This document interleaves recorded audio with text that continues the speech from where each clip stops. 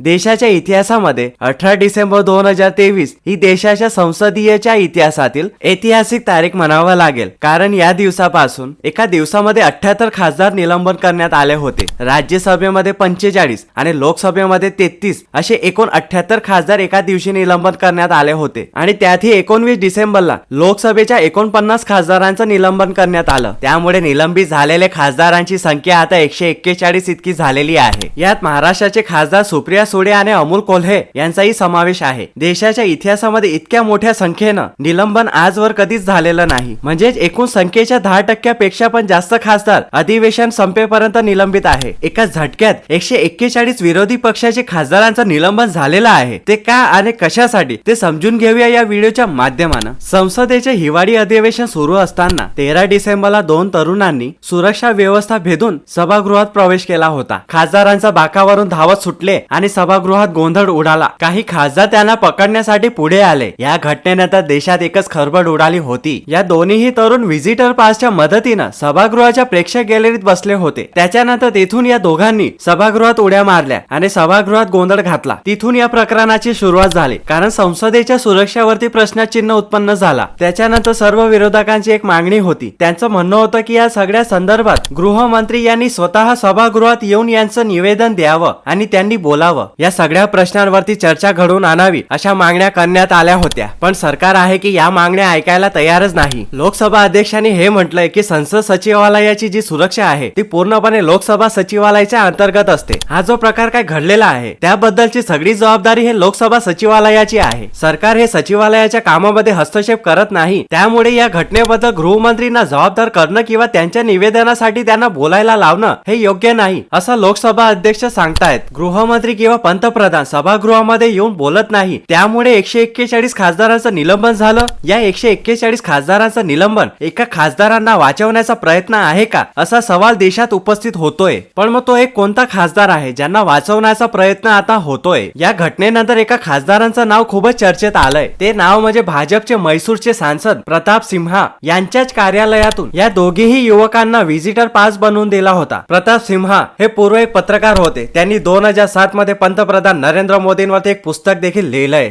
सिंहा यांनी 2014 मध्ये राजकारणात एंट्री केली. हे सिंहा पंतप्रधान नरेंद्र मोदी आणि केंद्रीय गृहमंत्री अमित शहा यांचे अगदी जवळचे मानले जातात. 13 डिसेंबर रोजी लोकसभेत झालेली घुसखोरीच्या नंतर यावरती चर्चा व्हायला का नको असा विरोधकांनी सभागृहात गोंधळ घातला. संसद भवनात सुरक्षा भेदनाचा जो काही प्रकार घडलाय यावर विरोधक चर्चेवर मागणी करत होते. घुसखोरी करणारे तरुणांना ताब्यात घेतलंय, त्यांच्यावर गुन्हा दाखल करण्यात आलाय. मग जर का अटकेत असलेल्या तरुणांवरती गुन्हा दाखल होऊ शकतात तर मग साहजिकच आहेत की त्यांना पास देणारे व्यक्ती म्हणजे प्रताप सिंहा यांचीही चौकशी होऊ शकते. विपक्षांचं आजही म्हणणं आहे की संसदेच्या सुरक्षावरती चर्चा व्हावी, मोदी शहांनी संसदेत यावं आणि स्पष्टीकरण द्यावं अशी मागणी आहे. यांनी स्पष्टीकरण दिलं असतं किंवा चर्चा केली असती तर प्रताप सिंहावर विरोधांकडून अनेक सवाल आणि आरोप उपस्थित झाले असते. कार्यवाहीचीही मागणी झाली असती. परंतु असं काही झालंच नाही, कारण आपल्याच खासदारवर कार्यवाही करणं ही बाब भाजपाला कोंडीत पकडणारी होती. त्यामुळे मोदी शहाचे जवळचे असलेले एका खासदाराला वाचवण्यासाठी किंवा स्वतःची मोठी चूक वरती पडदा टाकण्यासाठी 141 खासदारांचं निलंबन केलं का असा सवाल उपस्थित होतोय. ओम बिर्ला म्हणाले यापूर्वीही अशी घटना घडलेली आहे. त्यावेळीही लोकसभा अध्यक्षाच्या माध्यमातून कार्यवाही करण्यात येत होती. या घटनेवरून राजकारण केलं जातंय असा आरोप यांनी केला. निलंबनाची ही जी काही परंपरा आहे ती अशा पद्धतीने पुढे नेऊन सत्ताधारी नेमकं काय साधून पाहतायत. निलंबन करण्याचा जो काही अधिकार आहे तो सभागृहाचा कामकाज सुरळीत चालावं. अनेकदा निलंबनाचा पाऊल उचलावं लागतात, पण मग विरोधक काही मागणी करतात तेव्हा त्यांच्या मागणीला प्रतिसाद न देता अशा पद्धतीने निलंबन करणं हे खरोखर योग्य बाब आहे का? त्यामुळे निलंबनाचा हा नवीन पॅटर्न तयार होतोय का? खासदारांचं निलंबन झाल्यानंतर त्यांना सभागृहात प्रवेश करता येत नाही. संसदेच्या समितीच्या बैठकीत त्यांना जाता येत नाही जोपर्यंत त्यांचं निलंबन आहे. त्यांचे वेतन भत्ते ते सुद्धा स्थगित होत असतात. संसदेच्या सुरक्षासारखा प्रश्नावरती सभागृहामध्ये येऊन गृहमंत्री बोलत नाही, परंतु हेच गृहमंत्री एका न्यूज चॅनलला मुलाखत देतात आणि त्याच्यामध्ये म्हणतात का हा घडलेला प्रकार जो आहे तो गंभीर आहे, पण विरोधकांनी यावर राजकारण करू नये. संसदेच्या सुरक्षा संदर्भात सभागृहाच्या बाहेर बोलू शकतात. न्यूज चॅनलला मुलाखती देऊन त्याच्यावरती बोलू शकतात. मग सभागृहामध्ये बोलण्यावरती यांना काय प्रॉब्लेम आहे? प्रताप सिंहाच्या कार्यालयाने दिलेला पासवरून घुसखोरांनी संसदेत प्रवेश केला, त्यावरती अनेक प्रश्न उपस्थित झाले. जर का विरोधकांच्या मागणीवरती चर्चा झाली असती तर कुठेतरी मोदींचा जवळचा मानले जाणारा सिंहावरती कार्यवाहीची टांगती तलवार राहिली असती, पण अमित शहाना सामोर आल्याना चर्चा झाली. जर का सिंहावरती कार्यवाही झाली असती तर त्याचे परिणाम आगामी लोकसभा निवडणुकीत दिसले असते. म्हणून एका खासदाराला वाचवण्यासाठी 141 खासदारांचा निलंबनाचा प्लॅन केला गेला होता का, असा प्रश्न उपस्थित होतोय. यामध्ये आपल्याला काय वाटतं कमेंट करून नक्की कळवा. एवढंच बोलून मी आपली रजा घेतो. जर का हा व्हिडिओ आपल्याला आवडला असेल तर व्हिडिओला लाईक करा आणि असेच व्हिडिओ बघण्यासाठी आपल्या चॅनलला नक्की सबस्क्राईब करा. जय हिंद,